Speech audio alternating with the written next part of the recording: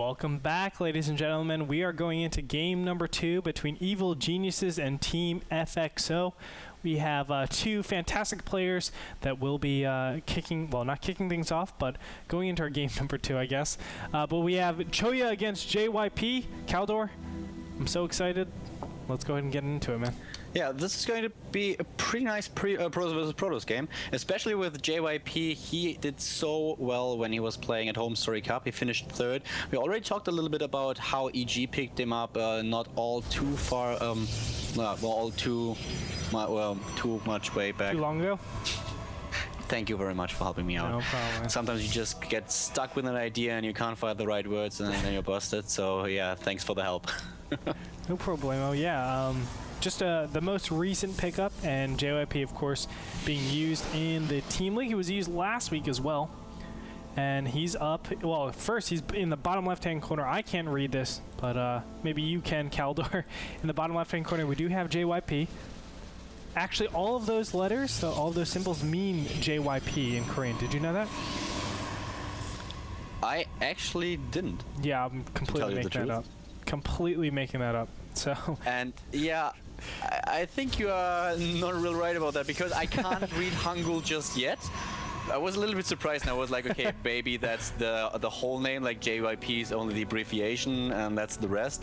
But my Hangul is good enough to realize that that's more than 3 letters. Yeah, you caught me. All right, well, can't look that smart in front of you, Khaldor, but we do have a PvP in the bottom right-hand corner. We have Choya, of course. He's not part of FOU. He's part of FXO. And, you know, Khaldor and Gretorp, let's be honest, it's a good P map. PvT, PvZ, I think it works out pretty well. But I guess both teams know that, and they send in a Protoss, and we have PvP now. So, and in a PvP, one of the strategies that you will definitely see by either one of the players is probably a 4-gate. Yeah.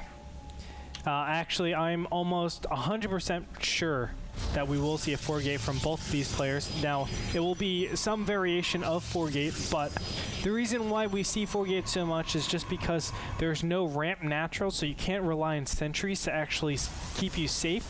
Investing in 2 sentries to actually force field off cuts into your gas a lot and gives a huge stalker count advantage. Even though it's only, you know, 2 or 4, let's say, it will give your opponents an advantage, and from there a lot of bad stuff can happen. So a lot of times we do see just straight up 4 gates, and that keeps you safe, and then we see deviations from there. Maybe even a 3-gate blink stalker, things like that. There's a lot of different rock, paper, scissors things that can happen on Khaldor and Gretorp.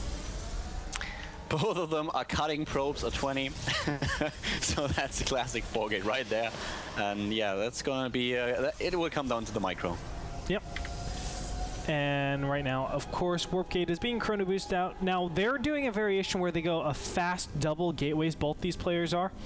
What this basically does is gives you map control in this early game stage. You get 3 Stalkers out instead of getting 2 Stalkers and a single Zealot, which is what happens if you only go 1 single gateway. You're able to get 3 Stalkers. That gives you the ability to deny probes from doing or going up here, putting proxy pylons. It allows you to actually be a lot more aggressive in the case of a probe player gets caught. Sorry for interrupting you there, Gretorp, but the probe for JYP gets caught, and I have to say that Joey did a really good job at scouting the area surrounding his 2nd and potential 3rd base, so he knows that there is no pylon for JYP, and he will be the one being aggressive in this game. And actually, JYP is the one that cut a gateway. He initially went 4 gates, and then he canceled the gateway, went the Twilight Council. I really, really like that. He's just reacting to his opponent. So for now, he's just going to have his 3 Stalkers out in front. Meanwhile, Choya does have map control, and he's getting his own. Choya's doing the same. Yeah. Yeah. Both of them are going for Blink Stalkers, and I love that. I really like that. Even if you have a 4-gate against a 4-gate, it's coming down to a micro, but with Blink Stalkers, this is even more crucial.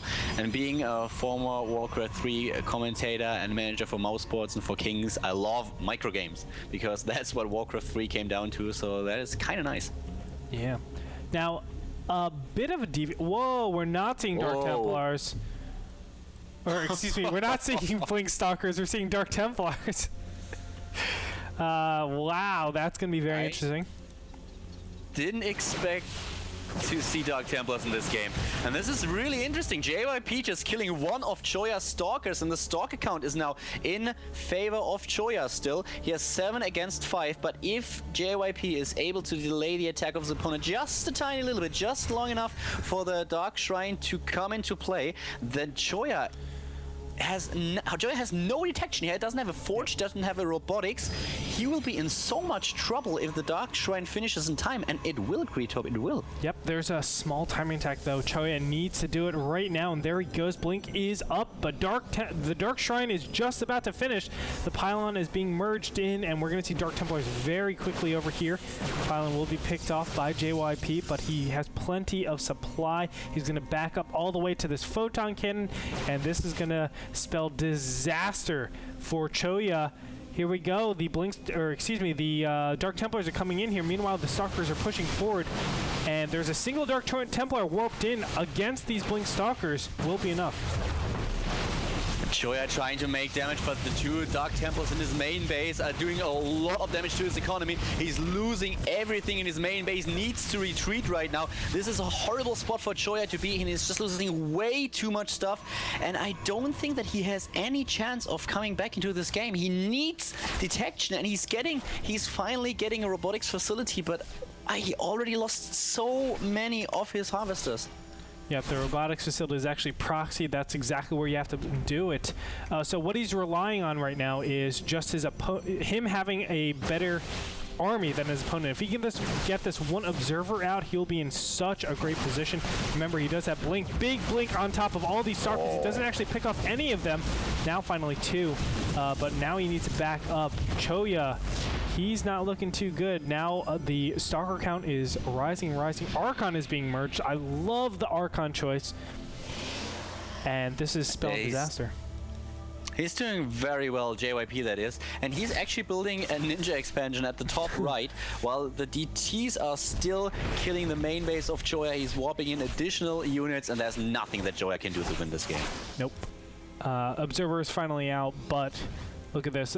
Superior Stalker count, even though he doesn't have Blink, superior Stalker count, he also has the Archon. That's going to help so much. And Choya is probably going to see these units for the first time and then just probably try to micro and GG out of here. Nope, not even going to do that.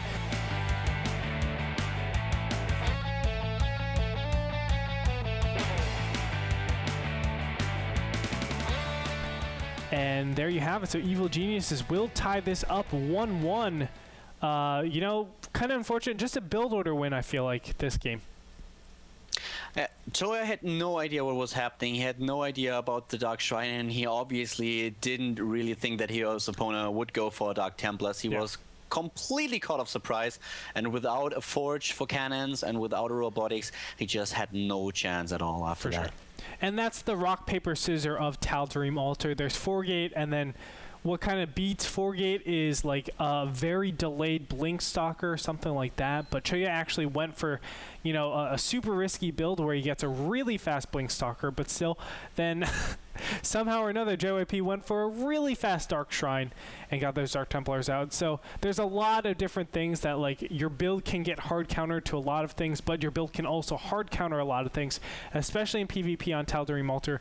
It's just unfortunate, but a build order loss for Choya, and JYP will take the quick win. So that being said, it's a 1-1 score for both these teams. We're going to go into game number 3 in a little bit. Everybody stay tuned. More EG versus FXO action coming your way.